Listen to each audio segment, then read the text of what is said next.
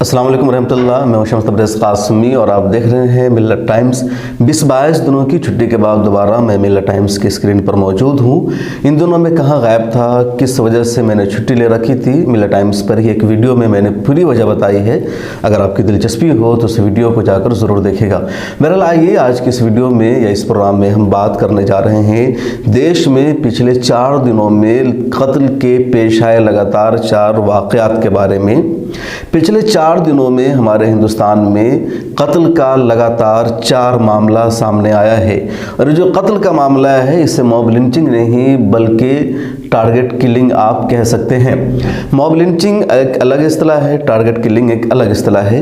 ये जो 4 लोग हैं जिनका कत्ल हुआ है हिंदुस्तान के 4 अलग अलग रियासतों में, अलग अलग हिस्सों में, जिनमें से 3 मुसलमान हैं और एक गैर मुसलमान यानी हिंदू है या बजरंग दल का वर्कर आप उसे कह सकते हैं। इसमें से मुसलमानों में भी कई अच्छे लोग ही मौजूद हैं, आम लोग नहीं हैं। लेकिन सिर्फ एक के कत्ल की चर्चा है मीडिया में, हर जगह, यहाँ तक कि मुसलमानों में भी। लेकिन 3 मुसलमान जिनका कत्ल हुआ है, जिन्हें जानबूझकर मारा गया है, पूरे सबूत जिनके कत्ल के मौजूद हैं, उसकी कहीं कोई चर्चा नहीं हो रही है, न कहीं फिक्रमंदी है। कत्ल का एक वाक़या बंगाल के कलकत्ता में पेश आया है अनीस अहमद का। वो सिटीजनशिप अमेंडमेंट एक्ट के खिलाफ मूवमेंट चलाने वालों में बहुत आगे रहते थे। उन्हें पिछले दिनों कत्ल कर दिया गया। उनके घर में घुस करके आतंकियों ने, दंगाइयों ने उन्हें मारा और उसके बाद अभी तक इस मामले में कोई ख़ास कार्रवाई नहीं होती नज़र आ रही है। दूसरा कत्ल का मामला हिंदुस्तान की राजधानी दिल्ली में पेश आया है। तिहाड़ जेल में ज़ीशान अहमद का कत्ल हुआ है। कौन कातिल है, कैसे कत्ल हुआ, इस पर कोई चर्चा नहीं हो रही है। कत्ल का एक तीसरा वाक़या बिहार के समस्तीपुर ज़िला में पेश आया है। समस्तीपुर में जेडीयू के कारकुन खलील अहमद रिजवी को कुछ गुंडों, दरिंदों या आतंकियों ने मिल करके पहले उसकी एक वीडियो बनाई, इस पर दबाव बनाया कि तुम गाँव खाते हो, ये करते हो, वो करते हो, बताओ कौन लोग गौकशी करते हैं। और उसके बाद फिर उससे मारा जाता है, जिंदा जला दिया जाता है और उसे दफना दिया जाता है। कत्ल का चौथा वाक़या कर्नाटक के शिमोगा में पेश आया है, जहां बजरंग दल के कारकुन हर्षा का कत्ल कर दिया गया। किसने कत्ल किया अभी तक उसकी भी सच्चाई सामने नहीं आई है। पुलिस ने इस सिलसिले में कुछ भी वाज़ेह नहीं किया है। लेकिन जब हर्षा का कत्ल आया तो शिमोगा में मुसलमानों पर हमला शुरू हो गया। मुसलमानों की दुकानों को, उनके घरों को, उनकी जायदाद को लूटना शुरू कर दिया गया। उस पर पत्थरबाजी शुरू कर दी गई। बीजेपी के एक एमएलए ने यहाँ तक कह दिया कि मुसलमानों ने ही ये सब कुछ किया है। हालांकि पुलिस ने अभी तक नहीं बताया है कि किसने किया है, किसका हाथ है। लेकिन सीधे सीधे बीजेपी के एक एमएलए ने मुसलमानों को जिम्मेदार ठहरा दिया और मुसलमानों पर हमला शुरू कर दिया गया। इधर 3 कत्ल के वाक़यात हुए हैं, वहाँ सुकून है, शांति है। मुसलमानों ने ये नहीं कहा कि अगर मुसलमान का कत्ल हुआ है तो इसके पीछे बजरंग दल मौजूद है या आरएसएस मौजूद है या बीजेपी मौजूद है या हिंदू मौजूद है या मेजोरिटी मौजूद है और उस पर हमला किया जाए, उससे बदला लिया जाए। ऐसा कुछ नहीं हुआ है। एक फ़र्क हिंदुस्तान में है, जैसा कि बुर्का, हिजाब और भगवा के मामले में है कि कोई अगर भगवा कलर का गमछा रखता है, कोई अपनी खुसूसी शनाख्त रखता है, तो मुसलमानों ने कभी उसका विरोध नहीं किया, उसके खिलाफ एहतजाज नहीं किया, बल्कि उसे एक्सेप्ट किया है। कोई घूंघट रखती है कोई खातून या किसी मज़हब की शनाख्त, मुसलमानों ने कभी उसके खिलाफ एक लफ्ज़ नहीं कहा। लेकिन मुस्लिम ख़वातीन बुर्का पहनती है, हिजाब का इस्तेमाल करती है, तो उसके खिलाफ देश में लगातार एहतजाज हो रहा है और कोर्ट में इन दिनों मुकदमा भी ज़ेर बहस है। बहरहाल एक अलग मामला है। हम बात कर रहे थे इन 4 कत्ल के वाक़े की। ये 4 जो कत्ल है मॉब लिंचिंग नहीं बल्कि टारगेट किलिंग है। मॉब लिंचिंग की इस्तिलाह हिंदुस्तान में 2014 के बाद कह लीजिए जब से बीजेपी की सरकार बनी है लगातार हम और आप सुनते हुए आ रहे हैं। हालांकि 2014 के बाद से मॉब लिंचिंग का सिलसिला शुरू नहीं हुआ, पहले भी मॉब लिंचिंग के वाक़यात लगातार पेश आते रहे हैं। मॉब लिंचिंग की इस्तिलाह या उसकी तारीफ़ की जाती है कि कहीं भी किसी भी भीड़ का इकट्ठा हो जाना और किसी को पकड़ करके पीट देना, उसका मजहब, उसका मसलक, उसकी ज़ात, नस्ल पूछे बगैर। हालांकि ज़्यादातर मॉब लिंचिंग में निशाना मुसलमान बनते रहे हैं या फिर दलित या ओबीसी समाज के लोग ही बनते रहे हैं। लेकिन मॉब लिंचिंग में कहा जाता है कि कहीं भी भीड़ को किसी पर गुस्सा आया और भीड़ ने पीट दिया, भीड़ बेकाबू हो गई थी। यही कत्ल का सिलसिला चल रहा था और इसमें भी 200 से ज़्यादा लोगों का कत्ल हुआ है। मॉब लिंचिंग के कई ऐसे वाक़ात वाक़यात है जो बहुत ज़्यादा मशहूर हुए हैं। अब हिंदुस्तान में टारगेट किलिंग का सिलसिला शुरू हो गया है। टारगेट किलिंग का लफ्ज़ बहुत कम हिंदुस्तान में सुनने को मिलता है। अमूमन पाकिस्तान में टारगेट किलिंग के वाक़यात बहुत पहले पेश आते थे। कराची में एक दौर था जब टारगेट किलिंग की खबरें ही वहाँ से आती थी। अल्ताफ़ हुसैन और उसके हामी लगातार लोगों को कत्ल करते थे। अमेरिका में, जर्मनी में, बरतानिया में, ऐसे मुल्कों से भी टारगेट किलिंग की लगातार खबरें आती। हिंदुस्तान में ऐसा नहीं था, लेकिन अब हिंदुस्तान में टारगेट किलिंग का सिलसिला शुरू हो गया है।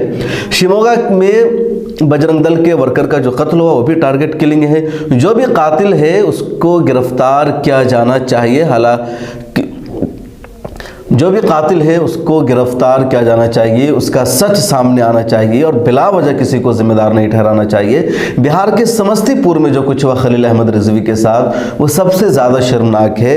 पहले ये दरिंदे, ये दंगाई एक वीडियो बनाते हैं, 2 मिनट की वीडियो है और उस वीडियो को बनाने के बाद ये लोग इंस्टाग्राम और दीगर जगहों पर खुद से शेयर करते हैं और ये कहते हैं कि विजय कुमार चौधरी जो बिहार के वज़ीर तालीम है, जेडीयू के सीनियर रहनुमा हैं, उनके विधानसभा हल्का समस्तीपुर के रंजन सराय में गौकशी की जा रही है, मुसरी घरारी में गाय को काटा जा रहा है, वहाँ ऐसा कुछ नहीं हो रहा है। इस वीडियो को ज़्यादा से ज़्यादा शेयर करो और उसके बाद फिर खलील अहमद रिजवी को जो जेडीयू के वर्कर थे, समाजी कारकुन थे, उनके इलाके में अपने ख़ास पहचान और शनाख्त थी, उसको ये लोग जान से मार देते हैं और ज़िंदा जला देते हैं।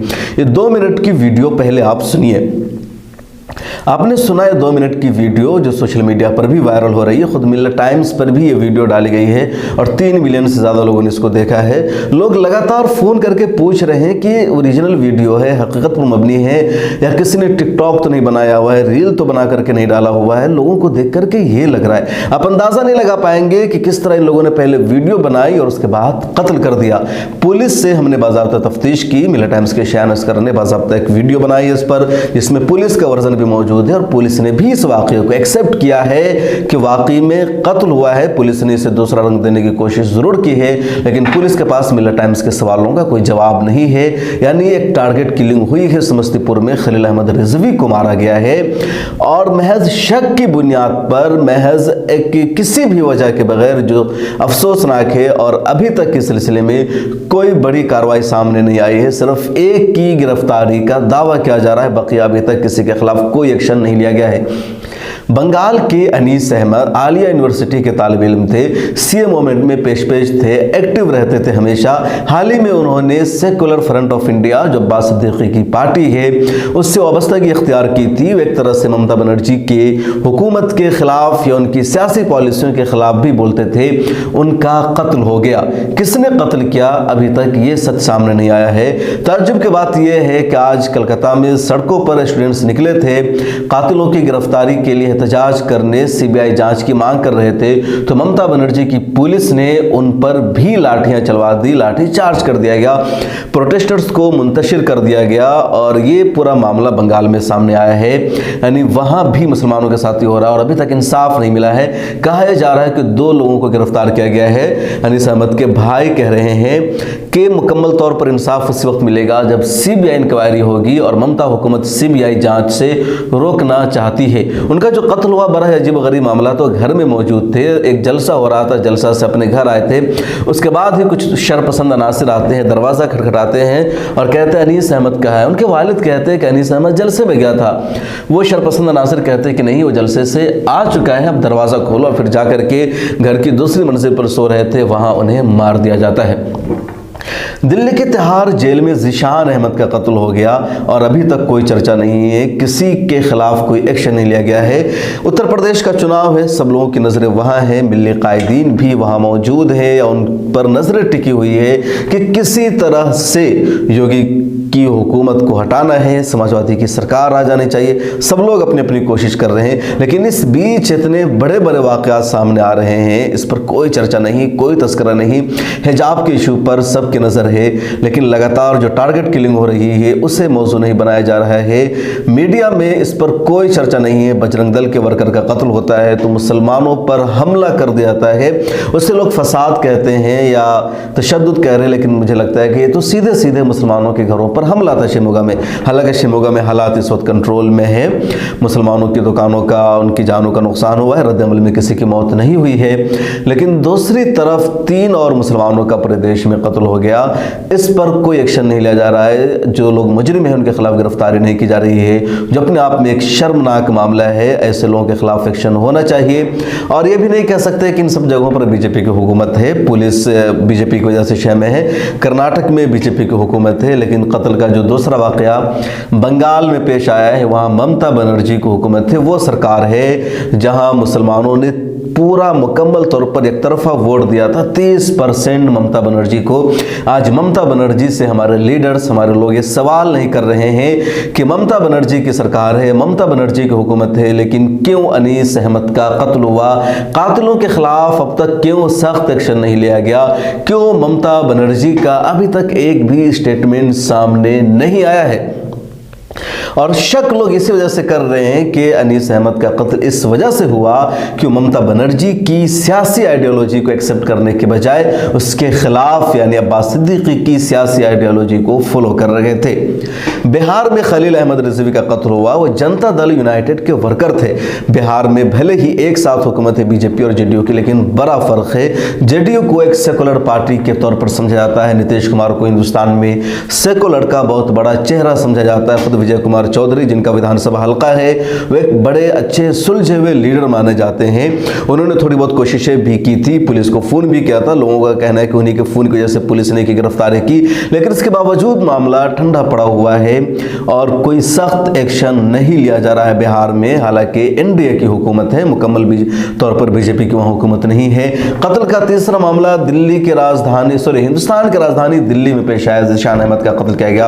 18 साल का मासूम बच्चा था, लेकिन दिल्ली के मुख्यमंत्री अरविंद केजरीवाल की जुबान से, उनकी पार्टी के किसी भी लीडर की जुबान से एक लफ्ज नहीं निकल रहा है कि क्यों कत्ल हुआ है। अपोजिशन पार्टियों का भी यही मामला है, ना समाजवादी बोल रही है, ना दूसरी पार्टी कांग्रेस बोल रही है। बीजेपी अगर नहीं बोलती तो हमें पहले से ही उम्मीद है कि बीजेपी ऐसे मुद्दों पर नहीं बोलती, लेकिन ये लोग क्यों नहीं बोलते हैं जिन्हें आप वोट करते हैं, जिन्हें आप इक़्तिदार तक पहुंचाते हैं। वो ना वो इक़्तिदार में आने के बाद आपके हुकूक की बात करते हैं, ना इक़्तिदार में आने से पहले बात करते हैं। आखिर को वजह क्या है? इन सवालों का जवाब आपके पास हो तो ज़रूर लिखिएगा। और ये जो 4 कत्ल हुए टारगेट किलिंग है, टारगेट किलिंग का सिलसिला रुकना चाहिए। पुलिस को अपनी जिम्मेदारी निभानी चाहिए। मुख्यमंत्री को, प्राइम मिनिस्टर को भी इस सिलसिले में अपना रोल अदा करना चाहिए, वरना टारगेट किलिंग जिस मुल्क में शुरू हो जाती है वहाँ खाना जंगी पैदा हो जाती है, लोगों में डर और खौफ पैदा हो जाता है और फिर जो हालात है बहुत ज़्यादा बिगड़ जाते हैं, लॉ एंड ऑर्डर पर सवाल उठने लगता है। आपका इस बारे में क्या ख्याल है? कमेंट सेक्शन में ज़रूर लिखिएगा। आपसे रिक्वेस्ट है, किसी वीडियो के नीचे एक लिंक मौजूद है, उस पर क्लिक कीजिए और मिलत टाइम्स के माहाना सब्सक्राइबर और सपोर्टर ज़रूर बनिए। सनशाइन हर्बल मायूस शादीशुदा मर्दों के लिए जड़ी बूटियों से तैयार करदा असरदार दवा। इसके अलावा वजन बढ़ाने और मोटापा कम करने के लिए लाजवाब दवाएं इंडिया में कहीं भी हासिल करने के लिए अभी कॉल करें। हमारी वीडियोस देखने के लिए बेहद शुक्रिया। मिल्लत टाइम्स की खबरें पढ़ने, सुनने और देखने के लिए गूगल प्ले स्टोर से ऐप डाउनलोड करें। यहां आप उंगली की क्लिक में पढ़ सकते हैं 4 ज़बानों में न्यूज़, उर्दू, हिंदी, अंग्रेज़ी, बांग्ला। आप ऐप पर मिल्लत टाइम्स की वीडियोस भी देख सकते हैं। अगर आप YouTube पर देख रहे हैं तो रेड बटन को दबाकर चैनल को सब्सक्राइब करें और बेल आइकन ज़रूर दबाएं। फेसबुक पर देख रहे हैं तो पेज को लाइक और फॉलो ज़रूर करें। ट्विटर और इंस्टाग्राम पर भी मिल्लत टाइम्स को फॉलो करें। मिल्लत टाइम्स की स्टोरीज हासिल करने के लिए टेलीग्राम और व्हाट्सएप पर बराह रास्त हमारे साथ जुड़ सकते हैं। हमारे काम से आप मुतमईन हैं तो इसे जारी रखने और मजबूत बनाने के लिए हमें सपोर्ट करें। स्क्रीन पर दिख रहे और डिस्क्रिप्शन में दिए गए अकाउंट नंबर पर मिल्लत टाइम्स को अपनी रकम भेज सकते हैं। अगर आपके इलाके का कोई मामला है, आपकी मसाइल को मीडिया में जगह नहीं दी जा रही है तो हमें ईमेल करें या व्हाट्सएप पर मैसेज करें, हम उठाएंगे आपकी आवाज़। मिल्लत टाइम्स मतलब मजलूमों की आवाज़, नफरत के खिलाफ जंग, फर्जी खबरों से निजात। www.millattimes.com